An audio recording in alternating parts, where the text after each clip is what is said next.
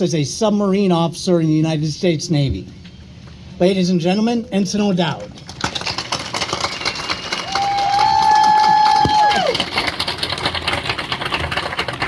Thank you, Jeff, for that kind introduction.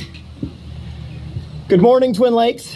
It is an honor for me to be back here to join you all in this day's festivities. It's been some time since I've been able to join in your Memorial Day ceremonies, but just a few years ago, I was standing right over there with Wilmot's band holding a trombone under the direction of Mr. Sorensen. So when Jeff asked me to be here to speak with you all today, it was an honor for me to be here. Memorial Day is a very special day for Americans. There are parades, barbecues, music, and so many more things that bring people together to celebrate our nation. We are blessed with many freedoms here in America, but freedom isn't free. Today is also a day when cemeteries ring out with the sounds of rifles and bugles, when flags fly solemnly at half-mast, and when we reflect on the cost of our freedoms. So when we say that freedom isn't free, we know that the cost is our people, our mothers, fathers, brothers, sisters, cousins, and children. For almost 250 years, Americans have freely given their lives in defense of our nation and our way of life.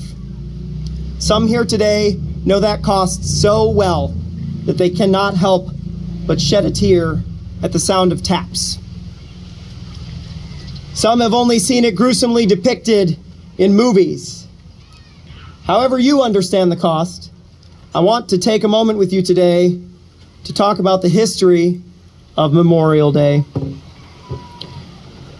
and to reflect on the ultimate sacrifice of those that have laid down their lives for others. Memorial Day, as we know it today, started back after the Civil War, when the graves of veterans would be decorated with flowers in early spring to honor their sacrifices. This was known as Decoration Day, and it continued largely in the same fashion until after World War I, when it became an occasion to honor all who died in America's wars. In 1971, Congress passed the Uniform Monday Holiday Act, which set Memorial Day on the last Monday in May. This day has been observed in some fashion for over 150 years, and it ties together generations of Americans in an effort to honor and remember those who have paid the ultimate sacrifice for our nation. Remembering these Americans comes with multiple traditions, one of which being the playing of taps. This bugle call has been used for centuries to signal lights out to the troops after a long day's work or a hard battle. Naturally, the U.S. Army adopted it for use in military funerals, as it is the figurative, permanent lights out, and it signals eternal rest for them. Another tradition is the firing of rifles, which has roots in the Roman Empire and has evolved greatly over time, but continues to honor the sacrifices of these service members.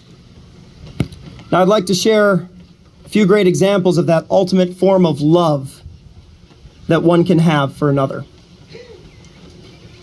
Ensign Joshua Watson graduated from the Naval Academy in 2019 and was excited to start his career training as a naval aviator. After arriving at Naval Air Station Pensacola, Ensign Watson was standing duty in a training building on December 6th, 2019, when an active shooter opened fire on the base. Ensign Watson was hit multiple times, but managed to pull himself outside and alert other first responders as to the location of the shooter, and died shortly after. But in doing this, Ensign Watson saved many other lives. He did this likely knowing that he was about to die. And he did it because he knew that if he didn't, others would surely die also. His life was the price for their freedom. John Chapman served as a technical sergeant in the U.S. Air Force, and in 2002 he was attached to a Navy SEAL team conducting reconnaissance operations as a combat controller in Takragar, Afghanistan on March 4th, 2002, shortly after the terrorist attacks on 9/11. Now, this is mountainous terrain, so they were being inserted by helicopter, but there was an ambush which caused a teammate to fall into an entrenched group of enemy combatants. The team voluntarily reinserted, knowing the potential danger, to attempt to rescue this team member. This would be no easy task. The team would be fighting an uphill battle against an enemy who was deeply entrenched. Under heavy fire from multiple directions, Sergeant Chapman immediately engaged as he moved to the closest enemy position without regard for his own safety. Charging an enemy bunker in thigh-deep snow up a steep incline, he assaulted this fortified position and eliminated the enemy occupants. He deliberately moved away from cover and exposed himself to attack another bunker, which was firing on his team with a machine gun. This resulted in Sergeant Chapman being struck and severely injured. Despite severe mortal wounding, he continued to fight with multiple enemy personnel before making the ultimate sacrifice. Now, if you're familiar with the language I used to describe Sergeant Chapman's actions, you may already know that he was posthumously awarded the Congressional Medal of Honor. This is our nation's highest honor that can be bestowed on a service member, and is a testament to the selfless love and brave sacrifice that he made. His bravery is unique because it was recorded by a drone flying overhead. So his heroism is forever documented as a testament to the man he was. And while we may find his story humbling, inspiring, and heroic, he is one of many that gave their lives for our nation. The reality is that countless Americans from every small town and big city have also paid this price. It's very likely that some of you in this crowd could name some of these heroes. This is why Memorial Day exists. Now, if there's one theme that I want you all to remember from today, that theme is love. Not in the way that we love our family necessarily, but in a selfless and boundless devotion to the person in the foxhole next to you, to your country, and to the ideals that this beautiful nation strives for. Those that we remember today exhibited this love more than we could ever imagine. But it doesn't mean that we cannot share in that love.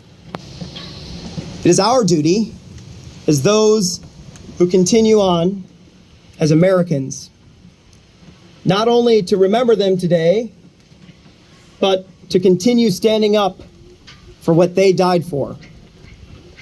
To love our fellow countrymen, to serve others, and to do right every day in actions both big and small. While this won't make us perfect, I know as well as they did that if we continue their work, we as a nation will continue to grow and lead the world in prosperity. So I ask as we go forward that you keep Ensign Watson, Sergeant Chapman, and all those who we remember this day in your hearts and in your minds, and find just one opportunity to love others every day. God bless you all, and God continue to bless the United States of America.